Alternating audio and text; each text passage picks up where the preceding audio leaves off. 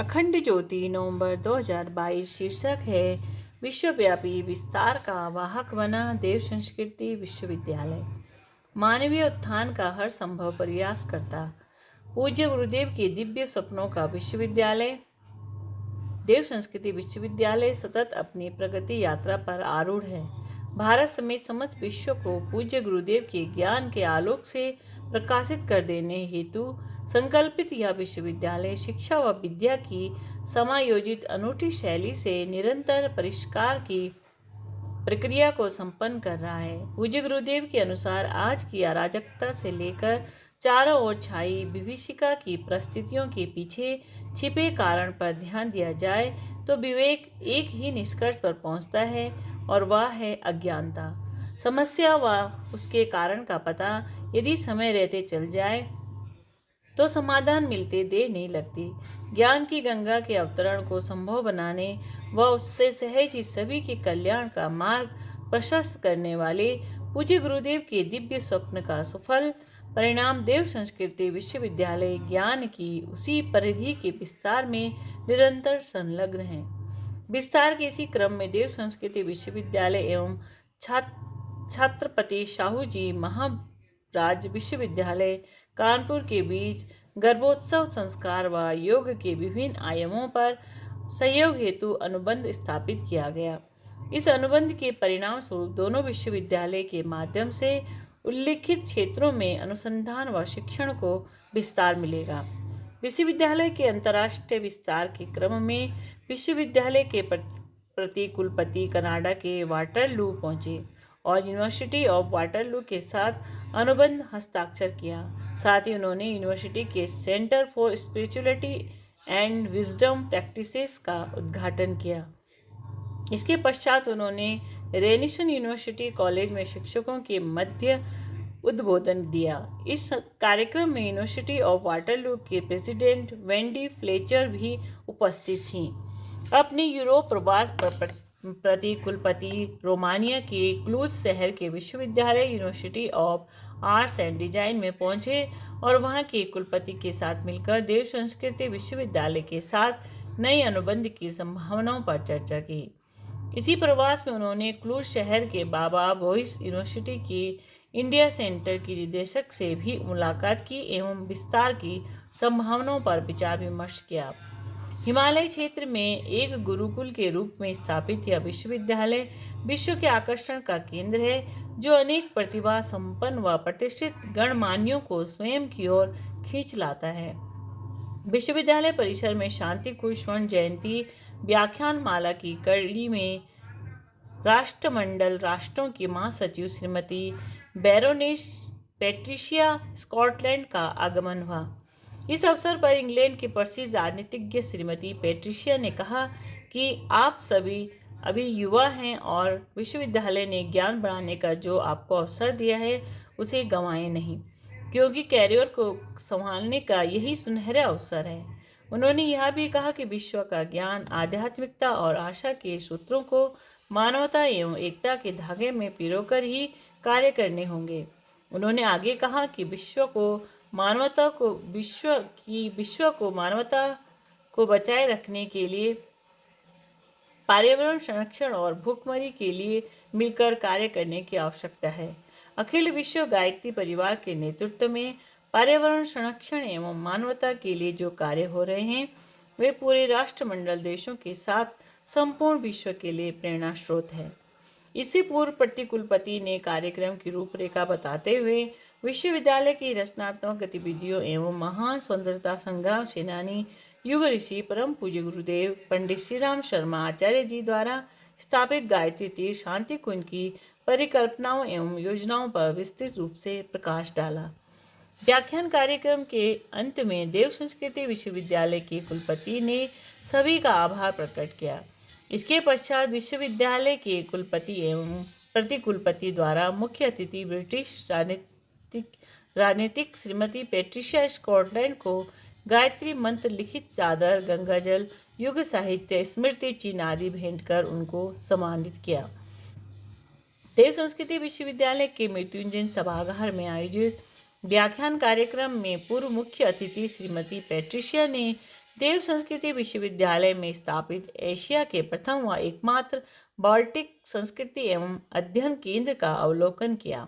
इस केंद्र द्वारा भारतीय संस्कृति के विस्तार में चलाई जा रही विभिन्न गतिविधियों पर प्रसन्नता व्यक्त की।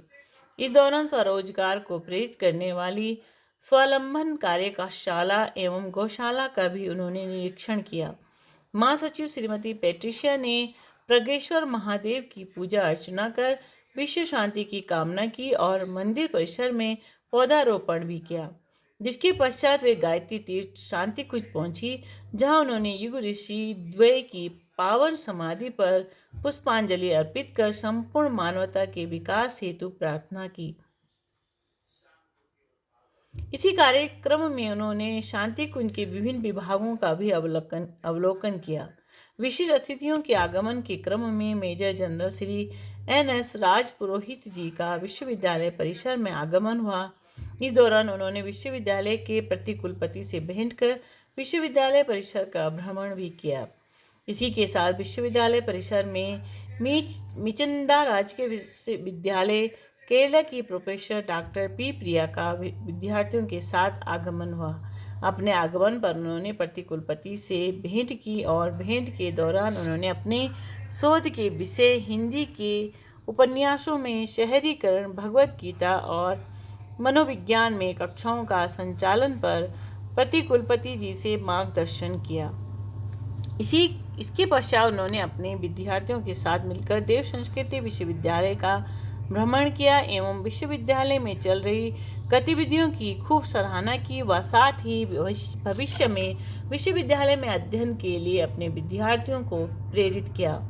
विश्वविद्यालय परिसर में विगत दिनों व्रिजी यूनिवर्सिटी नीदरलैंड के श्री मनीष दीक्षित का आगमन हुआ। आगमन के उपरांत उन्होंने प्रतिकुलपति से भेंट की। तत्पश्चात उन्होंने विश्वविद्यालय के साथ अनुबंध बनाए रखने तथा समसामयिकी घटनाओं पर चर्चा की। लोकप्रिय कवि एवं पद्मश्री से सम्मानित श्री सुनील जोगी भी विगत दिनों विश्वविद्यालय परिसर पधारे। इस दौरान उन्होंने प्रतिकुलपति से भेंट की। भेंट के दौरान विविध विषयों पर चर्चा हुई।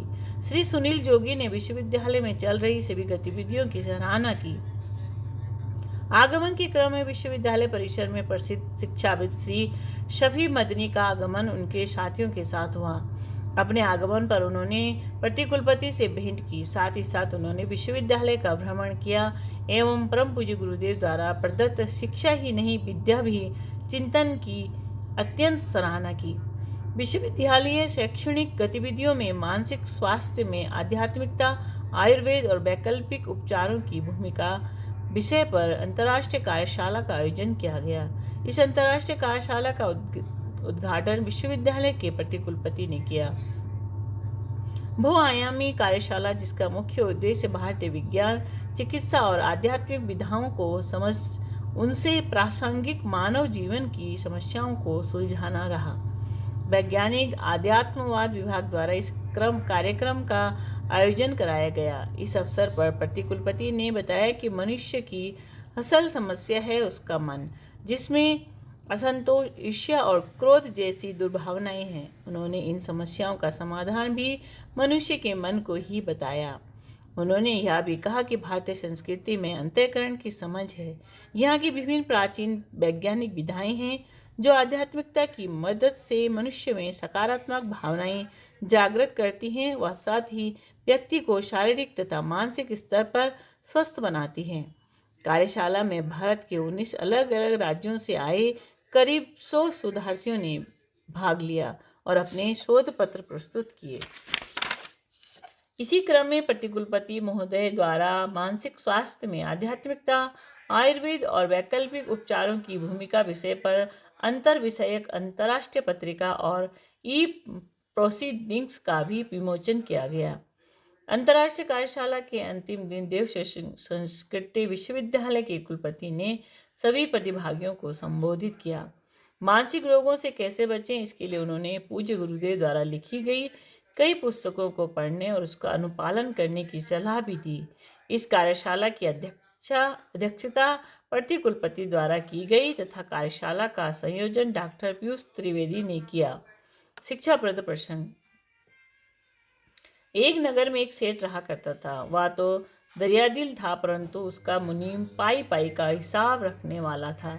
एक बार उसने लखी सिंह नामक एक गरीब व्यक्ति को 1000 रुपये का ऋण देने का आश्वासन दिया। सेठ का आश्वासन लेकर वह मुनीम के पास गया तो मुनीम बोला, पैसे तो ले जा, पर यह बता कि चुकाएगा इस लोक में या उस लोक में। लखी सिंह को लगा कि इस लोक को किसने देखा है, अतः उसी लोक में चुकाने का कह देता हूँ। यह आश्वासन देकर वह घर तो लौट आया, पर उसकी अंतरात्मा उसे धिक्कारने लगी।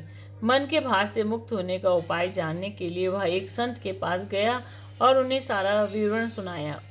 उसने उनसे पूछा, महाराज, मैं इस ऋण से परलोक में कैसे मुक्त हो सकता हूँ? संत बोले, बेटा, लोक परलोक तो शुभ अशुभ कर्मों से मिलते हैं। तो ऐसा कर कि इन पैसों से एक प्याऊ खोल और राहगीरों के नाम से निःशुल्क चलने दे। वे आते जाते तुझे हृदय से धन्यवाद देंगे, तो वे शुभ कर्म तेरे साथ परलोक चले जाएंगे। लखी सिंह ने ऐसा ही किया। जब यह समाचार सेठ को मिला तो वह उससे मिलने पहुंचा। उससे बोला, भाई, तुम मेरे धन का सदुपयोग करके इसी लोक में ऋण मुक्त हो गए हो।